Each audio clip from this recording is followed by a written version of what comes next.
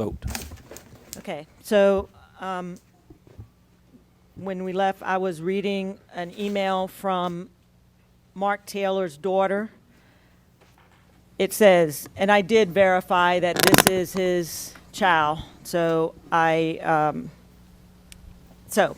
good afternoon, members of the school board. I understand that you are in the midst of negotiations to appoint Mark Taylor as superintendent of schools for Spotsylvania County.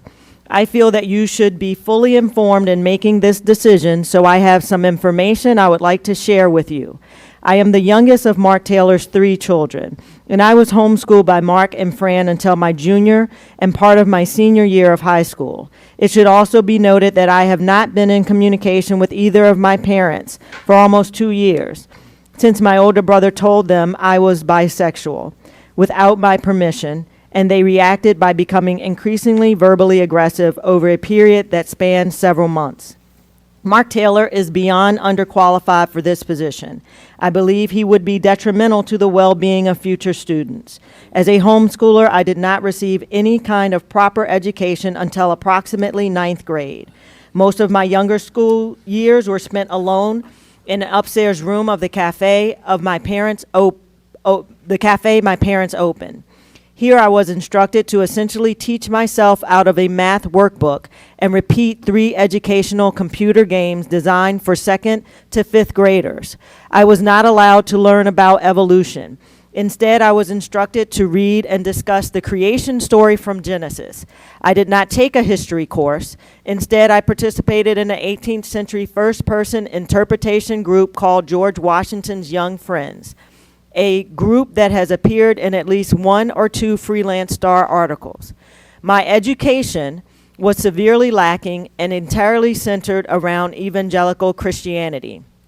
As for Mr. Taylor's Facebook post, I can vouch that they align with my father and my mother's beliefs. I can say that both Mr. and Mrs. Taylor are transphobic and homophobic, and I have known them to be casually, carelessly, and almost unintentionally racist. I read that there was some insinuation that these posts were somehow fake.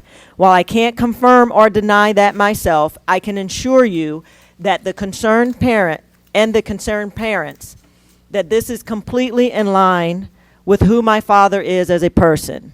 When I was still living with them, I heard my father and mother repeatedly make jokes about trans people, especially those in media and sports, Black Lives Matter, and members of the LGBTQ+ community. I was not surprised at all when I read the article concerning Mr. Taylor's Facebook, and I would urge parents in this school district to be even more concerned than they are. They should consider the fact that this is just what Mr. Taylor was willing to post publicly. This was Mr. Taylor being tasteful. It is also worth mentioning that Fran Taylor is way more involved in all of this than it appears. I was living with my parents when Kirk Twigg was first running for school board, and I was made to work multiple events in contribution with his campaign. Fran Taylor is the one who really pushed and encouraged Mr. Twigg to run. She is the one who truly spearheaded his campaign.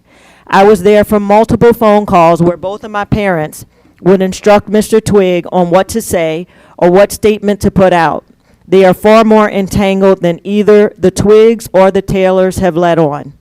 Kirk Twigg election is also around the first time that my mother mentioned wanting my father to be superintendent of schools. Unfortunately, I do not have written documentation, but I do recall my mother promising my father that if he got appointed, she would be there to help him and in fact would do most of the work. I think people deserve to know that if Mark Taylor is their superintendent, they are actually getting Fran Taylor as well. My mother has been deeply invested in local politics throughout my childhood, and I'm certain is still heavily involved behind the scenes. I truly believe that Mr. Taylor has absolutely no business being a school superintendent and has no experience in education whatsoever. I do think that the Taylors have a personal, religious, and political agenda. I think it's concerning that Mr. Taylor, who was openly against public schooling and refuse to participate in any public school for the vast majority of their children's education should now be appointed to such a position. I strongly believe that the fact he was even considered as a candidate is just because of my mother's friends and influence in local government. I understand if you choose to do nothing with this information and make Mr. Taylor superintendent anyway. However, as someone whose education was discounted and ignored due to Mr. Taylor's actions and lack of knowledge regarding education, I feel compelled to share all of the information I can with you so that you can ultimately make an informed decision about what will be best for the district and the students. Thank you for your time, and it's signed by her.